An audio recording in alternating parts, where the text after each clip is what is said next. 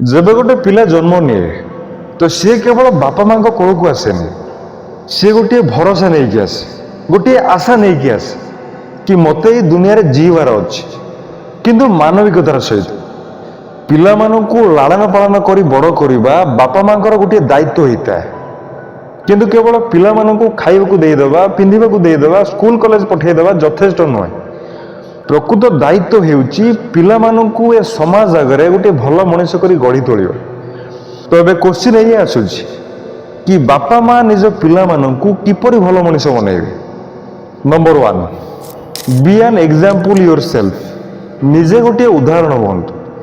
ପିଲାମାନେ ସେଇ ଜିନିଷ ଶିଖନ୍ତିନି ଯାହା ଆପଣ ତାଙ୍କୁ ଶିଖାନ୍ତି, ପିଲାମାନେ ସେଇ ଜିନିଷ ଶିଖନ୍ତି ଯାହା ଆପଣ ତାଙ୍କ ସାମ୍ନାରେ କରନ୍ତି। ପିଲାର ପ୍ରଥମ ସ୍କୁଲ ତା ବାପା ମା ହିଁ ହେଇଥାନ୍ତି। ଯଦି ଆପଣ ଅନ୍ୟକୁ ସମ୍ମାନ ଦିଅନ୍ତି, ସଚ୍ଚୋଟ ହେଇଥାନ୍ତି, ପରିଶ୍ରମୀ ହେଇଥାନ୍ତି, ତ ପିଲାମାନେ ବି ଆପଣଙ୍କ ଠାରୁ ସେଇ ଜିନିଷ ଶିଖିବେ। Number 2, teach kindness and compassion. ଦୟା ଆଉ କରୁଣା ଶିଖାନ୍ତୁ।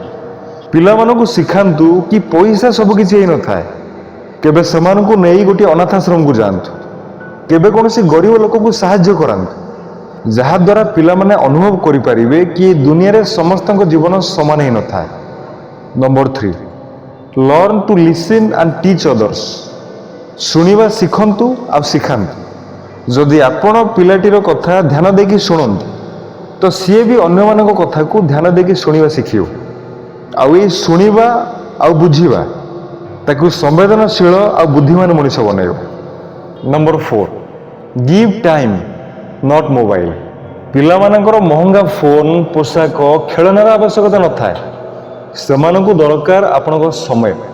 ପ୍ରତିଦିନ ନିଜ ପିଲାମାନଙ୍କୁ ଯଥେଷ୍ଟ ସମୟ ଦିଅନ୍ତୁ। ସେମାନଙ୍କ ସହିତ କଥା ହୁଅନ୍ତୁ, ସେମାନଙ୍କ କଥାକୁ ବୁଝନ୍ତୁ। Number 5, don't scold for mistakes, explain them. ଭୁଲ ପାଇଁ ଗାଳି ଦିଅନ୍ତୁନି, ସେମାନଙ୍କୁ ବୁଝାନ୍ତୁ। ଯଦି ପିଲାମାନେ କିଛି ଭୁଲ କରନ୍ତି ତେବେ ସେମାନଙ୍କୁ ଗାଳି ଦିଅନ୍ତୁନି, ସେମାନଙ୍କୁ ବୁଝାନ୍ତୁ। ସେମାନଙ୍କୁ ବୁଝାନ୍ତୁ କି ସଚ୍ଚୋଟତା କ'ଣ। ଆଉ କ୍ଷମା ମାଗିବା ଦୁର୍ବଳତା ନୁହେଁ, ସାହସ ହେଇଥାଏ। Number 6, explain the value of hard work. ପିଲାମାନଙ୍କୁ କଠିନ ପରିଶ୍ରମର ମୂଲ୍ୟ ବୁଝାନ୍ତୁ। ସେମାନଙ୍କୁ ଛୋଟ ଛୋଟ କାମ କରିବା ପାଇଁ ଦିଅନ୍ତୁ, ଯେମିତିକି ବାସନ ମାଜିବା, ଜୋତା ସଫା କରିବା, ଯାହାଦ୍ୱାରା ସେମାନେ ଅନୁଭବ କରିବେ କି କୌଣସି କାମ ଛୋଟ ନୁହେଁ। Number 7, teach them to love animals and nature. ପଶୁପକ୍ଷୀ ଆଉ ପ୍ରକୃତିକୁ ଭଲ ପାଇବା ଶିଖାନ୍ତୁ। ଯେଉଁ ପିଲା ଗଛଲତା, ପଶୁପକ୍ଷୀ ଆଉ ପ୍ରକୃତିକୁ ଭଲ ପାଏ ସେ ମଣିଷମାନଙ୍କର ବି ସମ୍ମାନ କରିବ।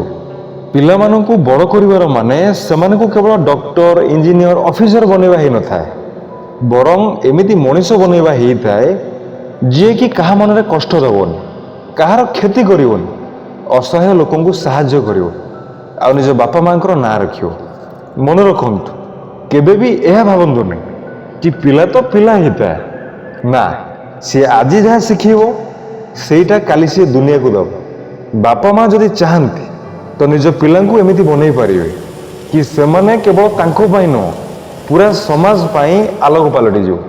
ତେବେ ଆସନ୍ତୁ ଆମେ ନିଜ ପିଲାଙ୍କୁ କେବଳ ପଢ଼େଇବାନି, ବରଂ ସେମାନଙ୍କୁ ଜୀଇବା ଶିଖେଇବା, ମଣିଷ ହେବା ଶିଖେଇବା। ଭଲ ମଣିଷ ପିଲା ଯେମିତି ଦେଖିବେ ସେମିତି ବନିବେ। ଏଥିପାଇଁ ନିଜକୁ ଏମିତି ବନାନ୍ତୁ ଯେମିତି ଆପଣ ସେମାନଙ୍କୁ ଦେଖିବା ପାଇଁ ଚାହୁଁଛନ୍ତି। ତ ସାଙ୍ଗମାନେ ଆଜି ପାଇଁ ଏତିକି। ପୁଣି ଦେଖା ହେବା ଗୋଟେ ନୂଆ ଭିଡ଼ିଓରେ। ସେ ପର୍ଯ୍ୟନ୍ତ ମନେ ରଖିଥାନ୍ତୁ। ଧନ୍ୟବାଦ।